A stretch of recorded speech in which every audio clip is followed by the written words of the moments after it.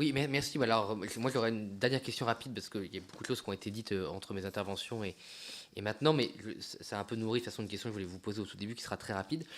Moi, en tant qu'universitaire, moi, je respecte une fois de plus totalement votre travail et l'exposé. C'est pour ça que l'exposé que vous avez fait en introduction me paraissait tout à fait intéressant sur l'état de la corruption en Russie qui explique beaucoup de choses. Mais je trouve que parfois il y a un changement brutal, c'est-à-dire que vous avez beaucoup d'exposés qui sont sourcés, avec des enquêtes faites par vous, par vos collègues, des terrains, des retours d'expérience, tout ça.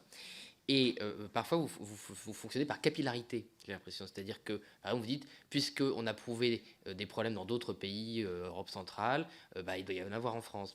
Alors, vous ne l'avez pas fait pour l'élection, je tiens à le dire, je précise, puisqu'on a enregistré. Pour l'élection, vous avez dit, ça s'est passé aux États-Unis ou dans d'autres pays, ça ne s'est pas fait en France. Mais ce que je veux dire par là, c'est qu'on peut aussi estimer, il y a un certain nombre d'auditions qui sont, de mon point de vue, rassurantes sur ce sujet, que la démocratie française et nos institutions aussi nous protègent, le mode de financement électoral français, nos services de renseignement, nos institutions, la transparence qui a été mise en place depuis un certain nombre d'années au Parlement, à l'Assemblée nationale, au Sénat, au Parlement européen maintenant.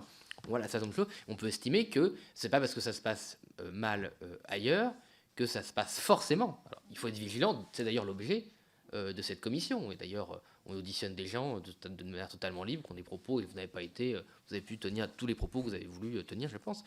Nous, on doit aussi établir des faits, qu'il y ait des inquiétudes, que vous ayez des intimes convictions, mais parfois j'ai l'impression que vous passez par capillarité en faisant des associations de noms qui peuvent être troublantes. Par exemple, je vais donner un exemple, c'est moi-même.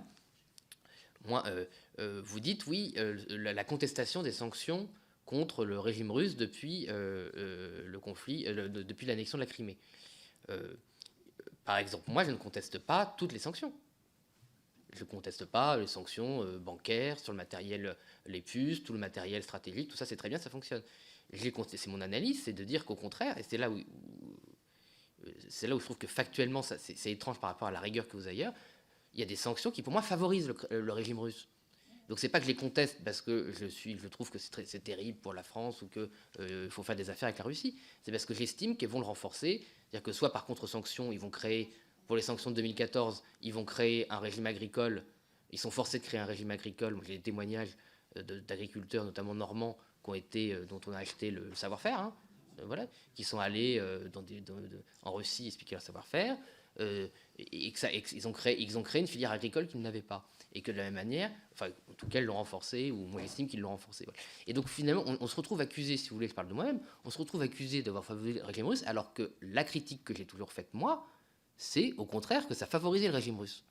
Donc je trouve que parfois, il faut quand même faire, je voudrais votre sentiment là-dessus, une différence entre, par capillarité, les raisonnements qui peuvent être faits, parce qu'il a été vu avec machin, ou parce qu'il est partisan d'une certaine force politique, il va forcément être lié au Kremlin. Et alors que si on analyse académiquement dans le détail, et c'est l'objet aussi des commissions, c'est d'avoir le temps de parler et le temps de s'exprimer de manière sereine, en fait, la personne, alors je peux me tromper, hein, je peux vous raconter n'importe quoi, ça, il n'y a aucun problème, qu'on peut le penser. Mais à aucun moment vous lui défendre le régime russe. Alors, en fait, vous dites plusieurs choses, Monsieur le Président. Voilà, vous dites plusieurs choses, c'est-à-dire que moi, je ne connais pas du tout vos positions sur les sanctions, donc je n'ai pas voulu mettre en cause ni vous, ni d'autres personnes que celles dont j'ai tout à fait sciemment cité les noms, pour être clair.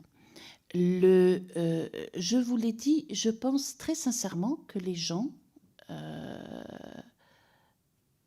peuvent aimer Vladimir Poutine de leur petit cœur sincère, ou peuvent intellectuellement se dire, et pourquoi pas, qu'il y a des sanctions qui sont efficaces ou qui ne sont pas efficaces.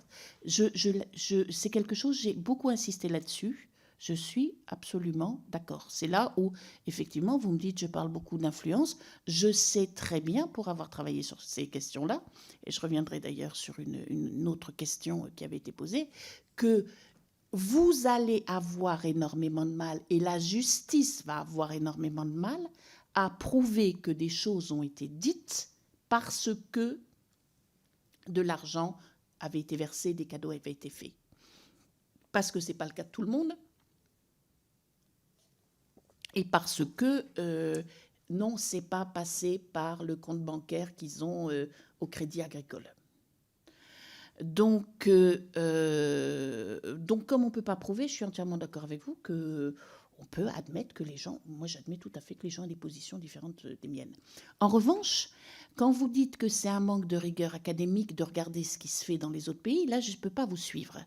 Parce que si vous voulez, quand vous vous trouvez devant une situation comme ça, qui est très opaque, avec des acteurs différents, qui ont des motivations différentes, allant des plus sincères et des plus affectives jusqu'aux plus cyniques et intéressés, vous êtes, enfin, c'est pas que vous êtes obligé, c'est vous auriez tort de ne pas regarder ce qui se passe à l'extérieur en vous disant si ça se fait dans un pays. Alors, du point de vue russe, si les Russes essaient d'acheter des journalistes, je ne vois pas pourquoi ils n'essaieraient pas en France. Après, je suis d'accord avec vous, il y a des institutions qui sont là pour nous protéger de ce genre de choses. Mais juste un point, et excusez-moi si je frappe à l'endroit sensible, je crois que les journées qu'on vient de vivre actuellement en France nous prouvent que nous indiquent qu'il y a aussi des sacrées fragilités dans la société française, que je ne mets pas sur le compte du Kremlin, qu'il y a d'énormes fragilités dans le rapport des Français à leur classe politique. Vous êtes d'accord avec moi, Monsieur le Président? Oui, sans rentrer dans les détails parce que ce n'est pas notre sujet. Moi, je suis frappée par le manque de confiance. Justement, vous voyez, les gens qui systématiquement vont dire « Ah, un tel a dit ça. Ah, ben, c'est parce que les histoires sur les vaccins, etc., etc. » Je veux dire, bon, pour sortir de... Vous comprenez, en France, oui, on a des institutions qui fonctionnent. Oui, on a une république qui est là, qui est... Moi, je peux vous dire, pour avoir suivi... oui, ce qui s'est passé en Grande-Bretagne avec le Brexit, et j'étais en Grande-Bretagne il n'y a pas très longtemps, ou ce qui s'est passé en Ukraine, que les choses peuvent aussi basculer très vite. Donc, oui, ce qui se passe à l'étranger ne se passe pas forcément en France. En même temps, se draper dans ce que j'aimerais faire, hein, dans l'idée que nos institutions nous protègent et que notre système aussi, je dirais, d'expression, de liberté d'expression nous protège. Non, je pense qu'il y a une dégradation du débat public, il y a une dégradation du rapport aux institutions, quelles qu'elles soient, du rapport aux autorités, quelles qu'elles soient. Je n'ai jamais vu un tel degré d'agressivité et de haine dans la parole publique en France. Donc, la France est fragile. Donc, effectivement, et c'est pas le Kremlin qui crée cette fragilité. Cette fragilité, elle est interne.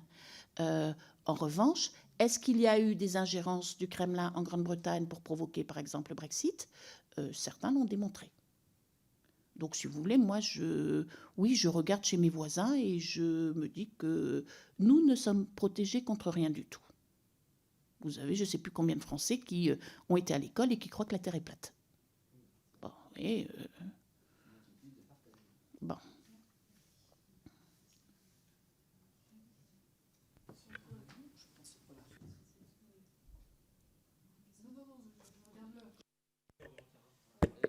Oui, je suis désolée, Monsieur le Président, vous nous aviez appelé à la concision des questions et puis vous avez après repris la parole et je suis vraiment confuse vis-à-vis de Madame Vessier, mais comme nous avons une autre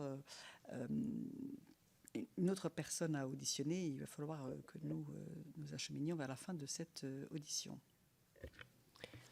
Je vous remercie, Madame Vessier. Merci beaucoup pour les éléments, le temps que vous avez accordé à la commission. Je suis navré, enfin, parce que le retard que vous avez vous-même suivi, au début de l'audition. Je rappelle évidemment, comme je l'ai dit tout à l'heure, que si vous avez des compléments, des éléments de réponse que vous auriez voulu apporter aux questions qui vous ont été posées et que vous estimez que vous n'avez pas eu le temps de les exprimer par oral, vous pouvez les envoyer par écrit, évidemment. Je les enverrai à l'ensemble des commissaires. Je vous remercie, Madame, et je vous souhaite une bonne soirée et une bonne continuité dans vos recherches et dans vos travaux. Merci beaucoup. Je vous remercie et je vous souhaite à tous du courage. courage et de l'énergie, parce que ça me paraît très utile, votre commission.